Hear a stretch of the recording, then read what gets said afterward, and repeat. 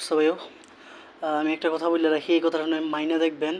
আপনার যে প্রতিষ্ঠানে থাকেন, কাজ করেন, সেটা বিদেশ হোক দেশে হোক, যেখানেই থাকেন, একজন ইমেল এরকম থাকবে যে কী করবে জানেন আপনাকে, আপনার যত বড় মোটিভেশন থাকুক, সে একটা কথা বলে আপনার মোটিভেশন নষ্ট করে লাইতে পারবে।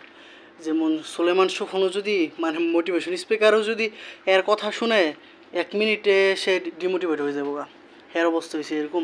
আপনাদের প্রতিষ্ঠানে হয়তো এরকম দু একজন আছে।